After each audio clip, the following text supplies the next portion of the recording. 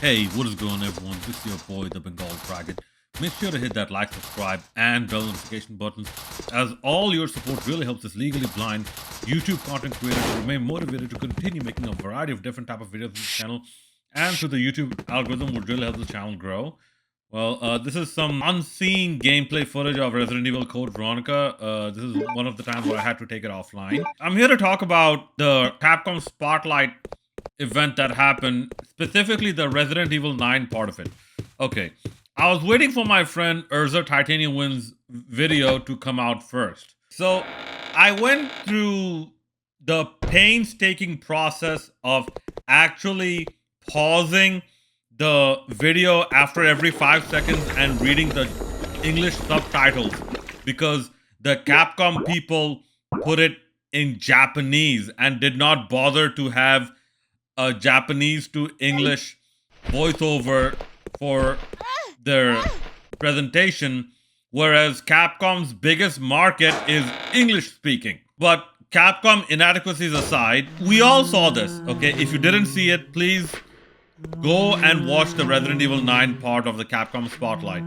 Okay, it took place June 26, 2025. My takeaway from this is that this is going to be a game that looks like a mix of Resident Evil 7, Resident Evil Revelations 2, only the Moira part, and Resident Evil 4 Remake. And here's why. The people focused on Grace and how Grace is, this timid FBI agent who learns through her experience to overcome fear. And the word that they used is catharsis. Okay, I'm sorry, but this catharsism does not equate to replay value. Okay, you can only have an equivalent feeling of such catharsis once. After that, it just becomes repetitive. After that, it just becomes more and more routine. Okay, the novelty associated with the catharsism, cannot be replicated over and over again. So this leads me to believe that this game is going to be a very big game in terms of the game length and duration and, gameplay size and whatnot. Basically just a very big game. And we are in that era of having very, very big and long games. Okay? Just look at GTA 5. Oh my god, that game doesn't end. However, what also did catch my attention was the focus on horror. Okay? And the association with Grace with horror. Okay. The whole thing about, getting a wig, special made, for the hair graphics and whatnot. People, I couldn't care less. I couldn't care less. Me personally, I am not buying a PS5 along with Resident Evil Requiem, which is possibly going to be around $80 or $90 just to look at some animated blonde hair. This is not a shampoo commercial. But given the horror aspect, right?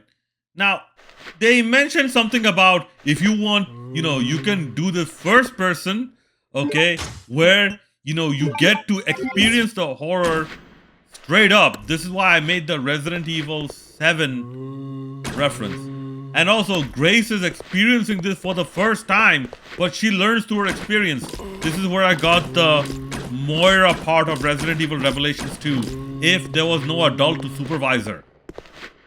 Or you can do it in third person where you get to see more of the action and for more of an action-oriented gameplay.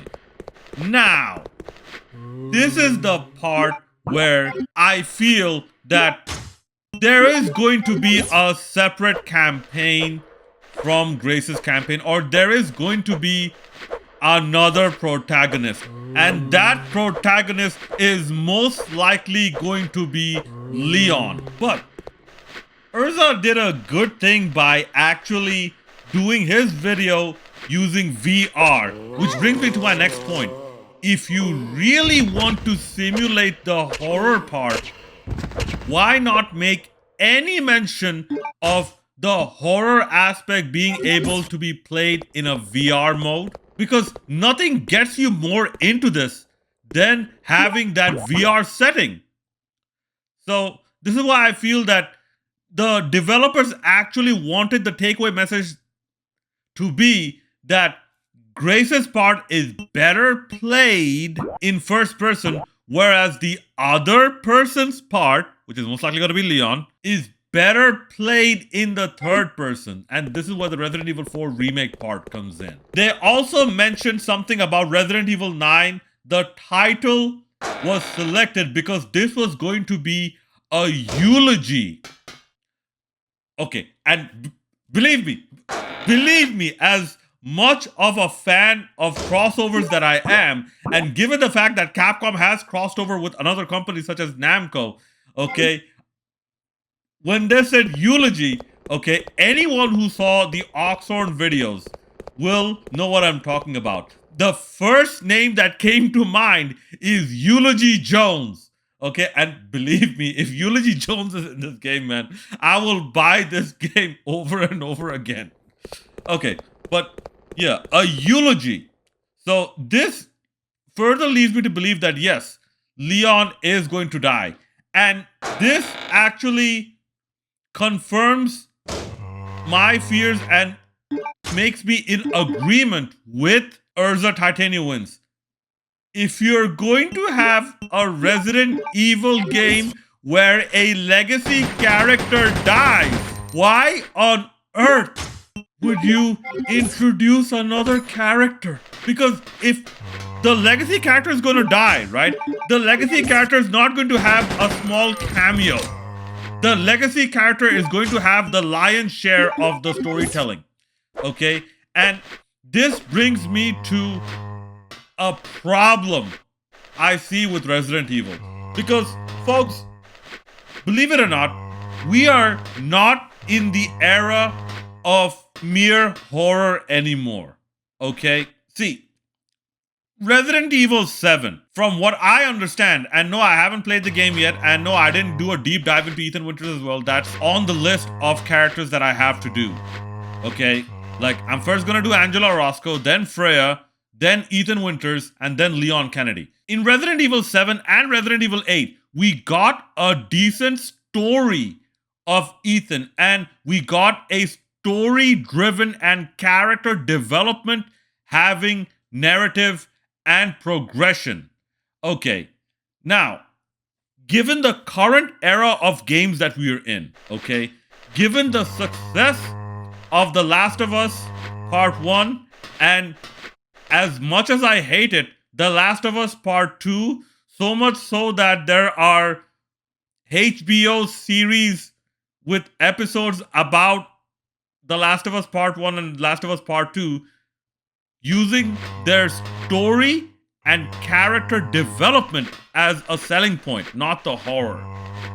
Okay, given the change in direction of the God of War series, which went from a game that focused more on hack and slash and less on story, to a game that just increased the level of storytelling to a point and to an execution level that it has set the standard for other games, and also has shown how other games can excel both in their game quality as well as sales by doing very good character development and storytelling. The fact that Resident Evil 9 announced that it's going to be mostly on horror, or at least that's what was indicated by this Capcom Spotlight, this, people, leaves me worried that we are going to get a Duke Nukem Forever scenario.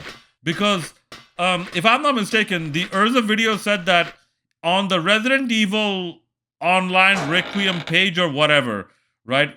I didn't visit that page. Okay, like I'll go off of what people I trust say. Okay, the original concept was supposed to be Leon. It was supposed to be a Leon game, but Grace was added in the end, and Leon was somewhat either removed or his influence reduced in this game, and it was gonna be an open world game, something along those lines. Like this, basically, you can check the Urza video for more specific details. I'm just freestyling this off the top of my head, but this leads me to recall the turbulent development process of Duke Nukem Forever. Duke Nukem Forever also went through a similar process, albeit not as troublesome and not as fluctuating to the point where game is canceled, game is not canceled. Okay, lawsuit here, lawsuit not here, lawsuit there, lawsuit not there. Employees fired, employees not fired. Employees hired, employees not hired. Like, no, it did not have that type of turbulence. But still, the repeated going back to the drawing board, especially with Leon and Grace, this leads me to believe that people, you might get a game that provides an experience but falls short of what Capcom are expecting. Okay? Believe me, it will sell. Believe me, it will make a profit because anything with a Resident Evil name on it, or so I've heard, was profitable. None of them were at a loss. But something tells me this is going to underdeliver. Okay. I am still hopeful that maybe it won't be Leon, maybe it's gonna be Chris, but overall, including that Leon part, it was done smartly by Capcom because Capcom now has the grounds to say that, well, we never said that Leon's not going to be in the game. And yes, they did not say Leon's not going to be in the game. They just said that Leon, in a concept of horror, would be very difficult, indicating that there's going to be a horror segment of this game where you'll have Grace. And there's going to be much more of an action-oriented segment of this game where you're most likely going to have Leon. Okay. Otherwise, if Leon's not in this game, Capcom can say, we told you Leon in this horror-focused game is going to be difficult. However, the Requiem part that they mentioned, it's going to be an ending to things. Like, to quote something from Fallout New Vegas, one of the greatest games ever made, and believe me, in my opinion, Fallout New Vegas with its DLCs, better than any Resident Evil game ever made. To quote a line from Ulysses, Resident Evil 9 is gonna be an ending to things. But those are just my opinions. Let me know your thoughts in the comment section below. And as always, hit that like, subscribe, and bell notification buttons. This is your boy, the Bengal Dragon, signing out.